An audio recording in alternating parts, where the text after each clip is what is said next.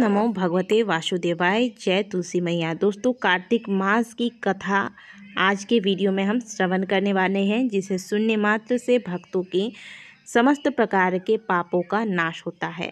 कार्तिक महीने में कार्तिक स्नान तथा साथ में तुलसी पूजन और दीपदान का विशेष महत्व है।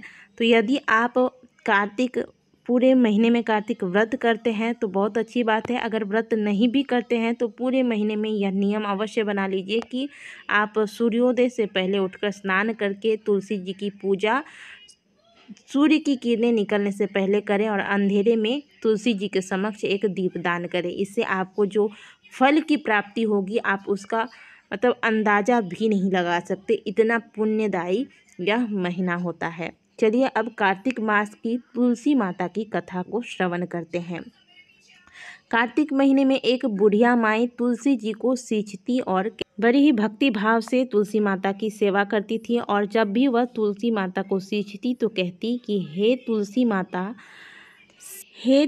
माता सत की दाता, मैं तेरा बिडला सींचती हूँ।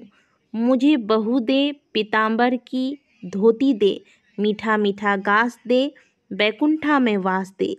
चटक की चाल दे, पटक की मोत दे, चंदन की काठ दे, रानी सा राज दे, दाल भात का भोजन दे, ग्यारस की मौत दे, कृष्ण जी का कांधा दे। बूढ़ी माई बड़ी ही श्रद्धा के साथ तुलसी जी की प्रतिदिन सेवा करती थी और प्रतिदिन तुलसी मैया के समक्ष यही प्रार्थना करती थी। तब तुलसी मैया धीरे धीरे सूखने लगी।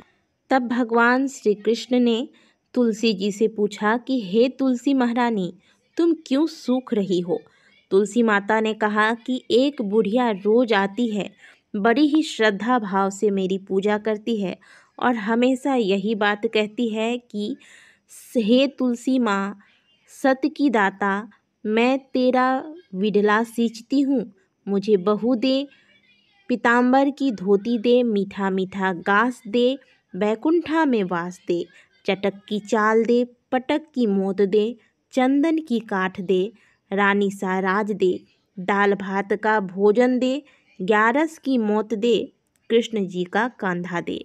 मैं इस बुढ़िया माता की सभी मनोकामनाएं तो पूर्ण कर सकती हूँ, लेकिन कृष्ण जी की कांधा मैं उसे कैसे दिलाऊं? तब भगवान श्री कृष्ण ने तुलसी माई को विश्वास दिलाते हुए कहा कि हे तुलसी, तुम चिंता मत करो, तुम्हारे भक्त की लाज मैं रखूँगा।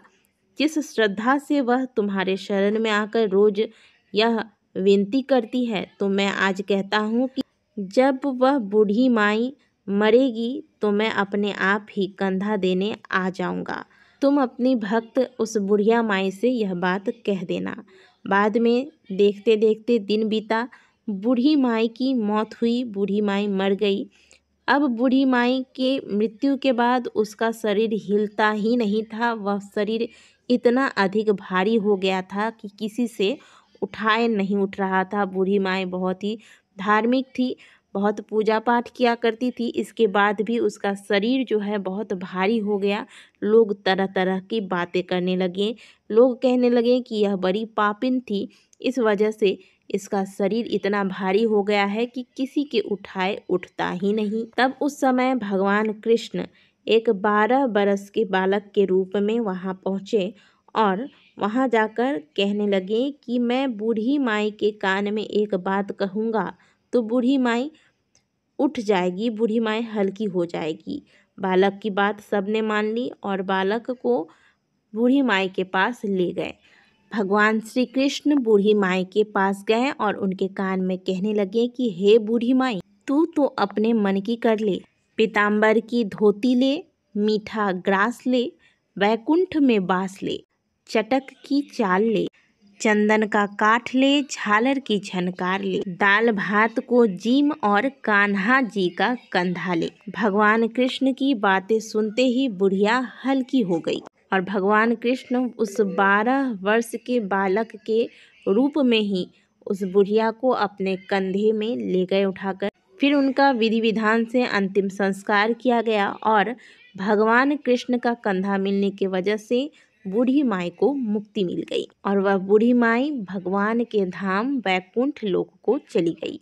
हे तुलसी माता, हे विष्णु प्रिया, जैसे आपने उस बूढ़ी माई के व्रत की लाज रखी, उनकी सत की लाज रखी, उसी प्रकार से आप वैसे ही इस कथा को कार्तिक मास में जो भी कहे सुने, कार्तिक मास में जो भी आपकी सेवा करे, आप उन सभी के विश्वास की लाज रखना।